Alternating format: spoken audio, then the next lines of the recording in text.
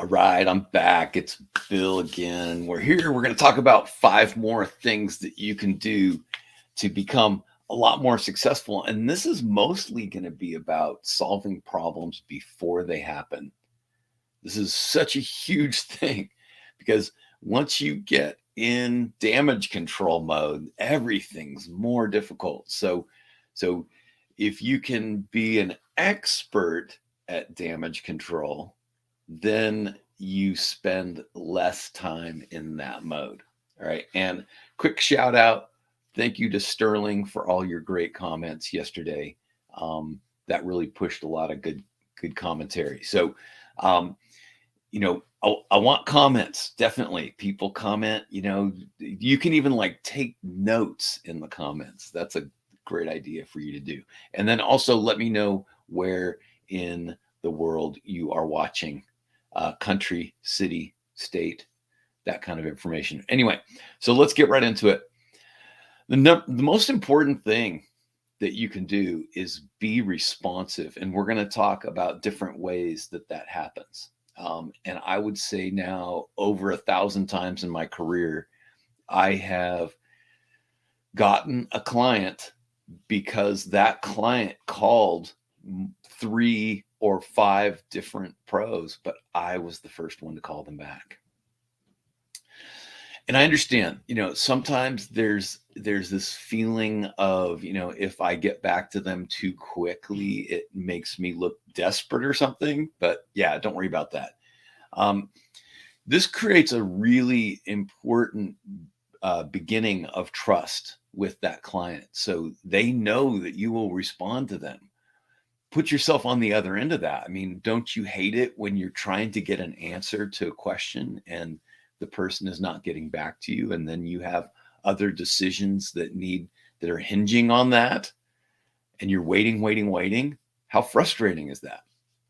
So, get that frustration countered. So, answer those emails pretty much immediately, answer those phone calls at the earliest possible time. And, I have a track record of answering phone calls within 24 hours. I'm probably somewhere around 99%. I have to be desperately busy or ill or out of the country, away from cell phone contact, to not get back to somebody that quickly. But, that new contact, you definitely want to get to them as the next thing that happens when you have that next moment that will do you well. All right. The second thing is you want to get really good at guerrilla marketing. So, find all the cheap and easy and free things that you can do to get a new client. So I like to advertise on Craigslist. It might sound sketchy. Maybe in your area, Craigslist is not a good thing. But I live in the San Francisco Bay Area, which is where Craigslist is from. So it's a lot more normal. People, kind of accept it. Of course, it's a mixed bag. There's some weird stuff there too. But, I have my weekly ad, and I would say I get a new client from Craigslist once a month. If you're an independent pro, and then I highly recommend findtennislessons.com, mytennislessons.com, and playyourcourt.com. Because if you have access to courts, what they do, they run lots and lots and lots of Google ads. And, all 3 of those have been successful at gaining me new clients. So I do have to pay them a percentage, but I think about it this way. I'm not spending money on the Google ads until I've had success. So they're finding me a client, and that's worth a lot because, every new client is worth a lot of money. All right. And which brings us to number 3. Every new client that you gain can be worth somewhere around $10,000 in income. And the reason is because they will take lessons. And then if you do really well with them, then they will refer you more people. And so it's those referrals that you want, right? So as one of the cheap, and if we go back to number 2, cheap and easy marketing is to go to all of your current clients and say, hey, do you know anybody who wants to learn how to play tennis?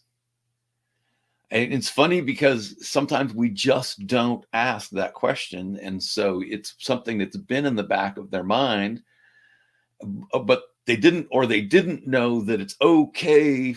This strangely, people do this. They go, is it okay for me to give out your number to somebody who's interested in playing tennis? All right. Because people are a little reticent to do that kind of thing. So anyway, just ask one time. Don't pester them, but ask. Now, and the 4th thing is get really good at teaching beginners how to play tennis as quickly as possible. And here are some stats that very few people know. All right. And I learned this from On Court, Off Court. They used to have this podcast that was on tape. It was the strangest thing. It was on, you got a cassette tape once a month. So that was weird. But anyway, so, things went digital and everything changed. But here are some interesting stats. Approximately 80% of the people who want to play tennis, they want to rally with their friends for about 30 or 45 minutes, work up a sweat, keep the ball going. They want to rally. They want to keep it going. They want to get exercise. They don't want to have that one shot, 2-shot, 1-shot, 3-shot experience where they're always picking up the ball. So it's 80% of people, and there are millions of people. There are tens of millions of people who have said that they want to play tennis, but they don't want to play tennis the way you want to teach them. So if you're one of those people who only wants to work with top players, then you're really missing out on an opportunity to build into people's lives. All right. So 80% of people simply want to rally. That's it. All right. And then about 15% of players want to play a social set of singles or doubles. And, of course, it's better if they win than if they lose, but they don't really care. And all they're really worried about is embarrassing themselves. So they don't want to double fault away an entire game. And they, want to be seen as competent and somebody who, you would want to have as their partner. They don't want to be the worst player on the court. And they want to play with their friends, and they want to play socially, and they'll probably have their Saturday morning or their Wednesday night time when they have their foursome. And if somebody can't show up, then they find somebody else, that kind of thing. And it's a regular social time. This is what tennis was during the tennis boom, is especially at clubs, is you had these Saturday and Sunday morning, you had this big, group of people, and people get done playing doubles, and then somebody had to go, and they'd be like, hey, Bob, you want to come down and join us? Right. Susan, we need a 4th. Come on down. You want to play mixed? That kind of thing. And, the more we can build that stuff in, then the more steady of an income we're going to have. So, and then, then there's that lunatic fringe, there's the 5% of players who are playing all the time, and they want to win and they want to compete and all that. But you really need to cater to those people who are beginning and they want to start, and they're going to love you forever. And, you might teach them, 6 or 8 lessons, and then they're on their way, and then maybe they come back to you in a month. So, and the 5th thing is people can sniff out a greedy tennis pro. So if you are only considering that person as a source of income, or you are only looking at them as a tennis player and you're looking at the athlete, then change your mindset on that. And so when you get more into serving people, then that will come across. If your motive is money and greed and glory at their winning for you, yeah, that's weird. Then that comes across. It really does. You can't hide that. So consider that the first thing you want to do is you want to be a lot more concerned about the person than the player. And so be understanding. It's good to have policies, like you should have a 24-hour cancellation policy. But then, how, generally what I do though is I am very relaxed about the first time they violate that. So, I will let them know I have a 24-hour cancellation policy, but then, they call me and they say, hey, I'm sick, and I'm like, okay, well, that's a bummer, but sorry to hear that, get well soon, express all that concern for them as people. And then I will tell them, reminder, I have a 24-hour cancellation policy, but I'm going to waive it this time. So, you didn't charge them, but they get this, so they sort of get a warning. It's a way to say warning without using the word warning. So I have a 24-hour cancellation policy.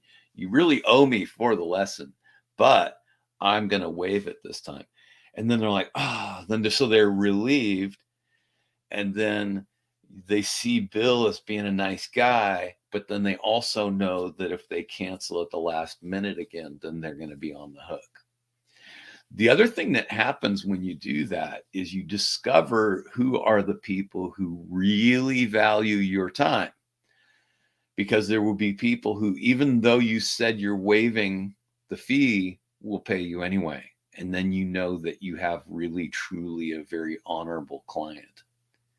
And there are other people who are like, oh, good, I don't have to pay him. It's good. And then you realize, okay, well, that person doesn't really value my time. And then when you have people who pay that hesitantly or have to be reminded, you start to understand how much value they have for what you do for them.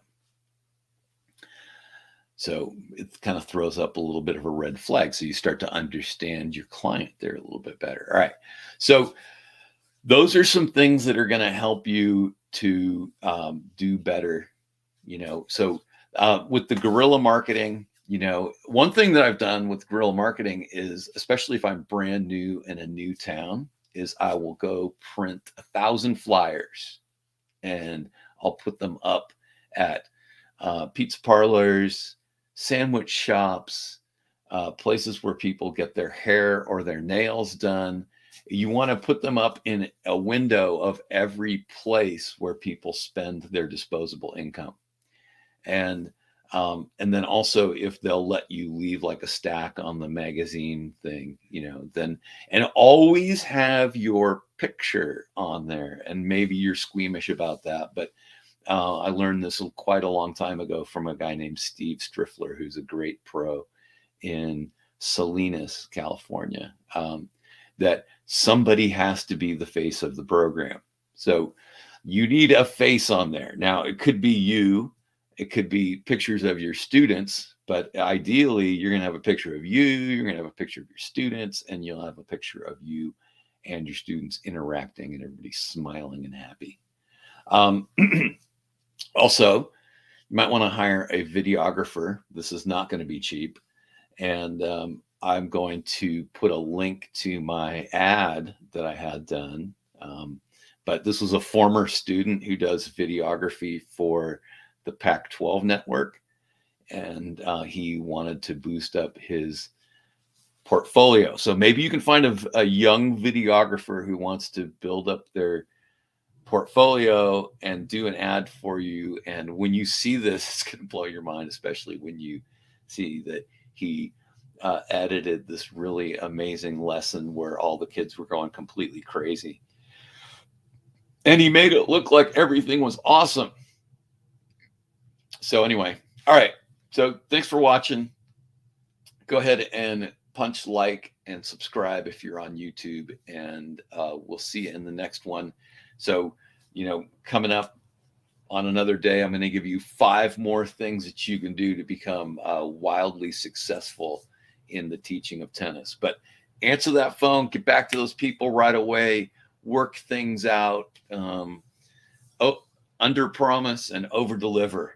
All right. And just astonish those people, do such a great job, and care about them as people, because unfortunately, too many people are just looking at it as a transaction and not a relationship with somebody who could actually end up being sort of a lifelong friend.